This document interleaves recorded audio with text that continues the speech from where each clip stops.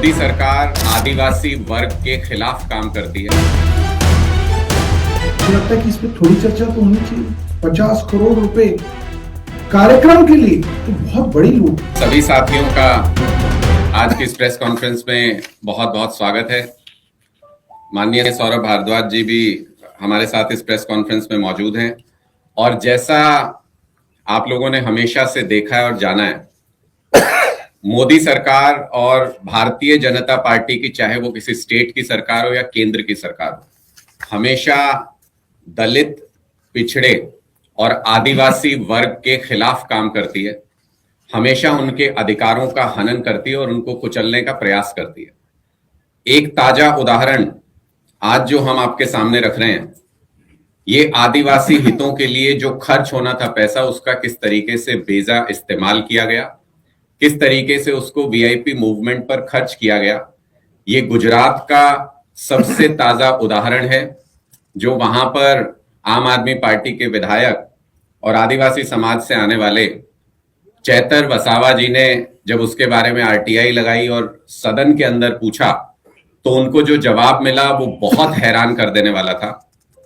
आदिवासी समुदाय के डेवलपमेंट के लिए जो फंड सरकार के खाते में होता है, उसमें से 50 करोड़ रुपया प्रधानमंत्री नरेंद्र मोदी जी और उनसे जुड़े हुए विभिन्न कार्यक्रमों में वीआईपी की सुविधाओं को जुटाने में खर्च कर दिया गया। प्रधानमंत्री नरेंद्र मोदी जी कई सारे कार्यक्रमों में उन्होंने वहां पर हिस्सा लिया, जिसमें जनजातीय गौरव दिवस और कई और कार्यक्रम शामिल थे। इन कार्यक्रमों में उनकी रैलियों को आयोजित करने के लिए मैं सिर्फ कुछ अमाउंट आपके सामने पढ़ रहा हूं, जिससे आपको अंदाजा होगा कि किस तरीके का खर्च इनमें किया गया। देडियापाड़ा में मोदी जी का कार्यक्रम जो आयोजित किया गया, उसमें 7 करोड़ रुपए का पंडाल लगाया गया। 7 करोड़ रुपए का खर्च, और ये सारी डिटेल्स डिपार्टमेंट वाइज कहां किस डिपार्टमेंट ने कितना खर्च किया, वो सारी लिस्ट हमारे पास मौजूद है। 3 करोड़ रुपए का उस पंडाल में गुंबद बनाया गया, डोम बनाया गया।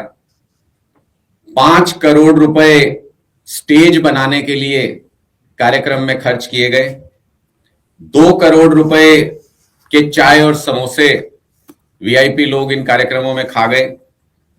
7 करोड़ रुपए लोगों को जुटाने के लिए, बसेस अरेंज करने के लिए इस कार्यक्रम में खर्च किए गए।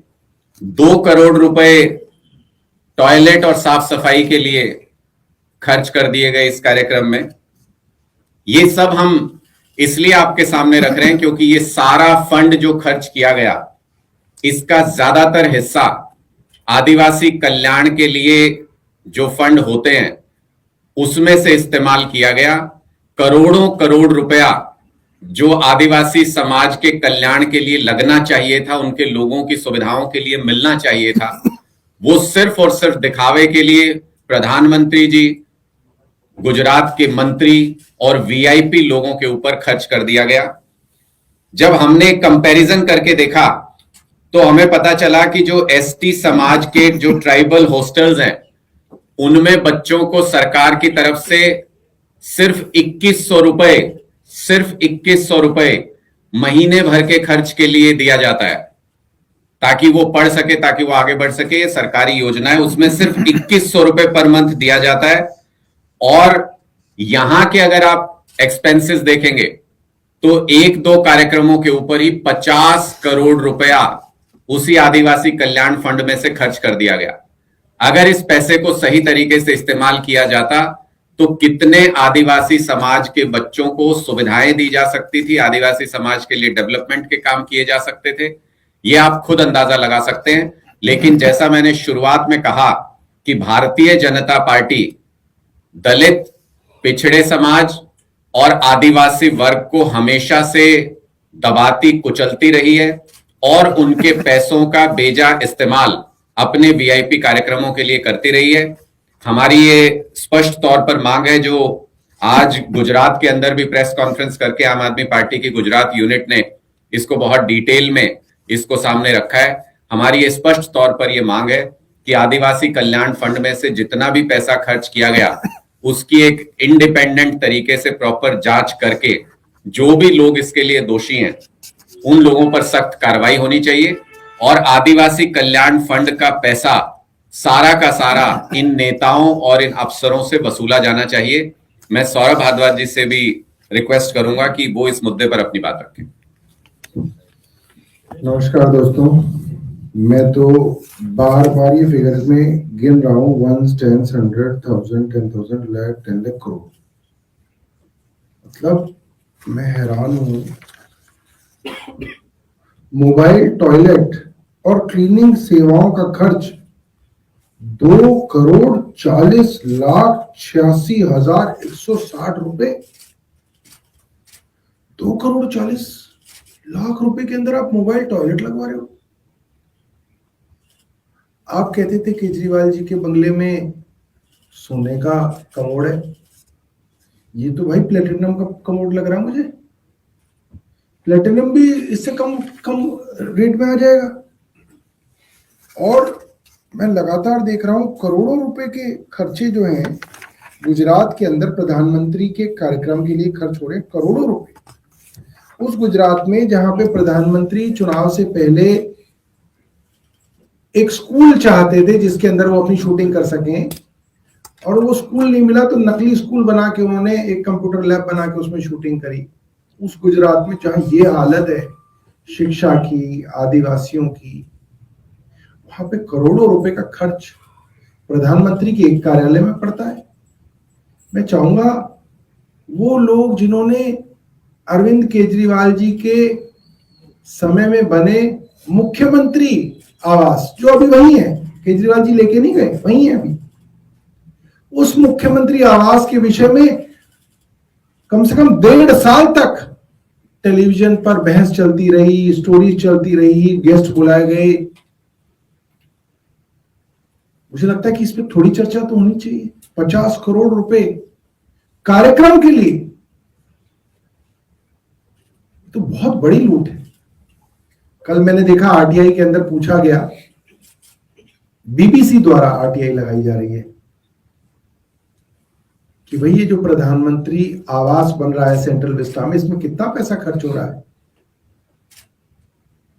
सरकार की हिम्मत नहीं है कि वो बता दे कि प्रधानमंत्री आवास में कितना पैसा खर्च हो रहा है। कह रहे नहीं, ये तो नेशनल सिक्योरिटी का मामला है। जैसे अगर किसी को पता चल जाएगा यहाँ पे कितने लाख या कितने करोड़ के मार्बल लगे हैं, तो इससे पता नहीं क्या हो जाएगा। मुख्यमंत्री आवास के अंदर क्या लगा क्या नहीं लगा, पूरी पीडब्ल्यूडी की फाइलें निकाल के टीवी पर दिन रात चलाई गई। उसमें कोई सेफ्टी सिक्योरिटी का कोई मामला नहीं था। एलजी ने खुद अंदर पूरी की पूरी वीडियोग्राफी कराई, मीडिया को दी गई, दिन रात चलाई गई, ट्विटर पे, फेसबुक पे, व्हाट्सएप पे। उसमें कोई किसी की सेफ्टी सिक्योरिटी की दिक्कत नहीं थी। प्रधानमंत्री आवास जो ही दिल्ली में बन रहा है, जहां पे हमें जाने से रोका गया, उसमें कितना खर्चा हो रहा है ये प्रधानमंत्री कार्यालय बता नहीं रहा। ये बहुत बड़ी बात है देश के लिए। पता नहीं ऐसे कैसे, मतलब एक ही देश में, एक ही राज्य में हो सकता है कि उसी दिल्ली के अंदर एक मुख्यमंत्री के आवास पे कहा गया 40-42 करोड़ रुपए खर्च हुए, तो उसके लिए इतना बड़ा मुद्दा बनाया गया कि वो 1.5 साल तक मीडिया में चला।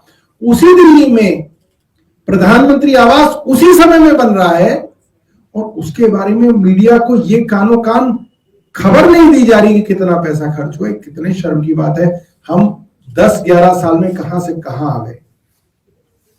बस मैं ये कहना चाहता था। बहुत बहुत धन्यवाद, आप सब लोग आए। लेटेस्ट खबरों के लिए सब्सक्राइब करें हमारा YouTube चैनल या फिर लॉग ऑन करें www.delhidarpantv.com। खबरों की कवरेज और विज्ञापनों के लिए संपर्क करें इस नंबर पर।